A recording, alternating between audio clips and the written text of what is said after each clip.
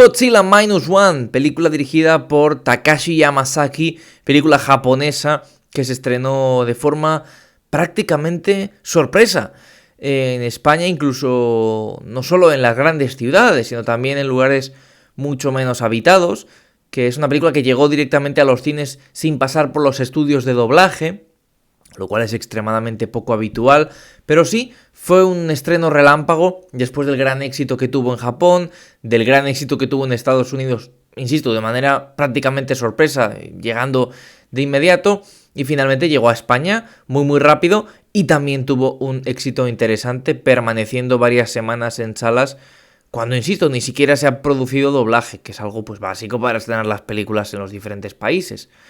Así que bueno, pues realmente yo lo celebro eso, pero aún así me sorprendió muchísimo, especialmente porque venía con unas críticas voraces, ¿no? Unas críticas extremadamente positivas, de estas que son innegables.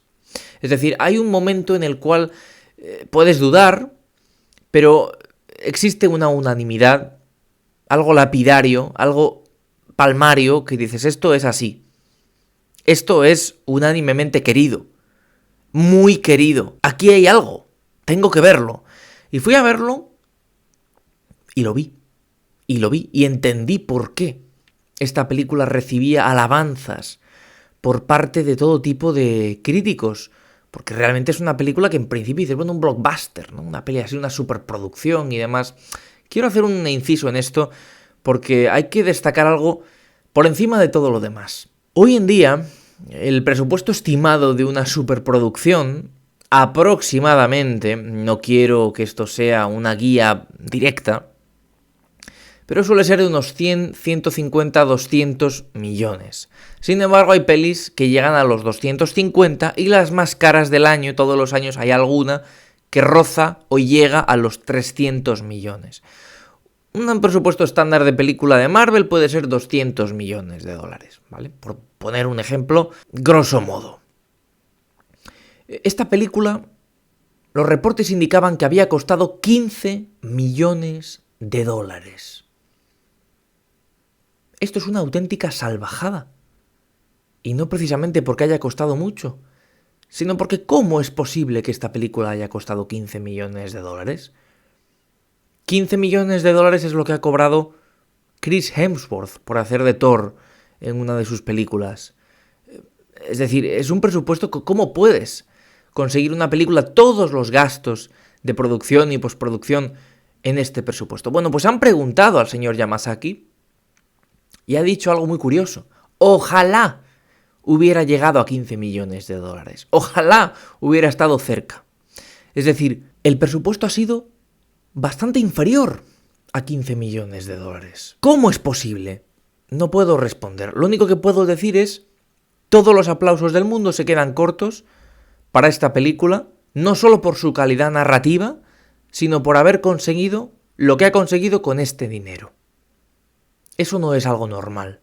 Y hay que, de verdad, recordarlo. Alabábamos a The Creator, una película estrenada apenas unas semanas antes, un par de meses antes, pues porque había sido increíble lo que había conseguido visualmente, tal vez no narrativamente, la peli estaba bien, pero sobre todo a nivel visual, 80 millones de dólares, que es una cifra realmente baja en comparación con otros blockbusters, ¿verdad? Que por cierto, esa película no ha sido precisamente rentable, pese a lo poco que ha costado. Pero claro, que esto haya costado ya menos de 15, pues es que es otro nivel, es una salvajada. Pero no me quiero centrar solo en esto, lo que pasa que claro, la peli se ve muy bien visualmente, es verdad que Godzilla no es el Godzilla del Monsterverse, es decir, no tenemos a un Godzilla moderno, está mucho más cercano al Godzilla clásico, con menos movimientos, más robótico, pero en el fondo juega a eso, ya que la peli está homenajeando también la peli original, ya que se cumplían 70 años de la primera Godzilla. Ha habido, no sé, yo las he visto todas, ya lo dije en la reacción, pero es que la mayoría se me han olvidado, es que todas son muy parecidas e igual de malas, vamos a ser claros. De las 50 películas que ha podido haber de Godzilla, pues igual han merecido la pena 3 o 4, y la buena es la original. Esto es una de las grandes películas de la década. Esto ya no es solo la mejor película de Godzilla, esto es una película con mayúsculas. Como he dicho, innegable. Y una experiencia de pantalla grande. Qué buena película es Godzilla Minus One. Porque más allá del tema visual, que ya no solo es el Godzilla como tal, sino también, bueno, pues las diferentes cosas que ocurren en la película. Hay un par de ataques muy espectaculares, sobre todo uno de ellos hacia la mitad de la película. La parte final también requiere de efectos visuales, el tema de los barcos. Pero ya, lo que realmente sorprende de la peli es su calidad narrativa. Y a lo largo de la historia hemos conocido blockbusters de fantástica calidad narrativa, con historias humanas muy bien hiladas, en fin, pues muy buenas películas, ¿verdad?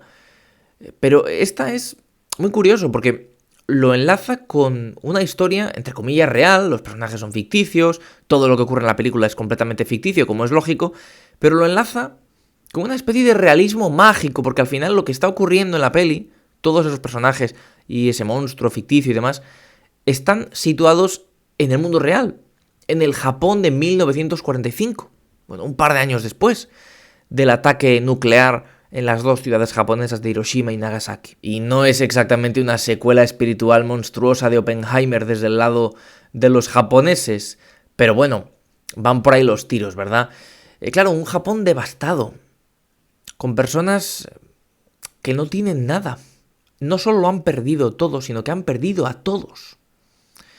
Y uno de ellos tiene una historia muy particular, es un piloto kamikaze que no murió en la guerra. Y por un error suyo, por una cobardía, por una pillería, o por una traición, depende de cómo lo miremos, un montón de compañeros suyos murieron en la guerra. En el fondo, Godzilla Minus One es una excusa para explorar el drama que tiene en la cabeza un piloto suicida japonés que sobrevivió y que tiene un sentimiento de culpa enorme y que tiene la sensación de que la guerra no va a terminar nunca, hasta que salde la deuda que tiene con sus compañeros caídos, con su país, consigo mismo. Una persona muy castigada, mentalmente, problemas tremendos. Y en fin, pues aparecen una serie de personajes secundarios realmente carismáticos. Tenemos a un tipo, bueno, pues serio, adulto, que es el que más protagonismo tiene seguramente a lo largo de la peli, con el capitán del barco, con un chaval mucho más joven, novato y bastante poco inteligente a priori. Son personajes que, bueno, van acompañando al prota para hacer una serie de misiones destruyendo o desactivando más bien minas, bueno, y destruyéndolas también, explotándolas en zona neutral. En fin, es una historia que, como digo, te cuenta un poco la perspectiva más humana. Además, a lo largo de la peli hay sorpresas, hay desarrollos, hay cambios de acontecimiento y, por supuesto, hay cambios internos y externos de los personajes. Es una muy buena película, pero es que además le añades el valor sorpresa y el valor terrorífico de Godzilla, porque aquí tenemos a un Godzilla que asusta, que da miedo, que tú le ves y dices, ¿qué va a pasar? Y los ataques, sobre todo el ataque que tiene a medio film, es que es de lo mejor que he visto este año, sin duda y de lejos. Es una cosa impresionante, porque en el fondo estás viendo la bomba atómica de nuevo. Estás viendo la bomba atómica de nuevo. Es un poco esa especie de alegoría, bueno, no sé, me parece realmente valioso como han conseguido, bueno, pues tratar un tema tan serio, tan complejo y un poco tabú en Japón, con un personaje tan icónico y tan reconocido, con ese tema musical que suena de nuevo casi de manera intangible en el tiempo, ¿verdad? Porque al final es un tema asociado por siempre al personaje, pero que lo van adaptando y aquí es bastante clásico, como el propio diseño del monstruo, insisto. No sé, me da la sensación de que la película es redonda. Eso sí, no me convencieron las 2-3 últimas secuencias.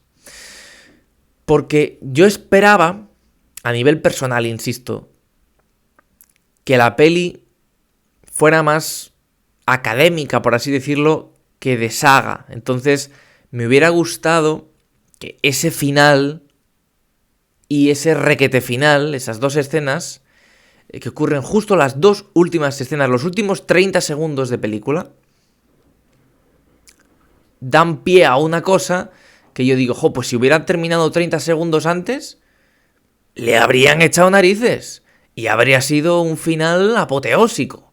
Que no es que el final que tiene la peli sea malo precisamente, pero me hubiera encantado que no hubiera sido necesario esos últimos 30-60 segundos de película. Fijaos lo específico que estoy siendo, para que sepáis de lo que estoy hablando, ¿de acuerdo? Creo que si habéis visto, ¿sabéis a lo que me refiero?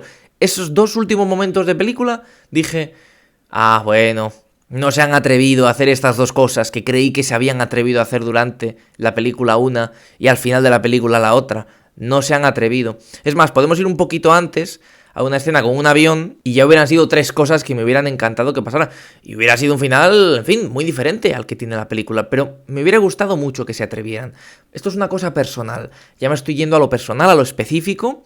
Aunque el final es evidente que tiene importancia en una peli de estas características. Pero como película, pocos peros le puedo poner, de verdad. Es que es una alegría ver este tipo de pelis con tan poco presupuesto. Es que me da hasta vergüenza llamarla superproducción, porque es que hay películas todos los días en Hollywood que tienen un presupuesto bastante más elevado que esto y de superproducción tienen muy poco.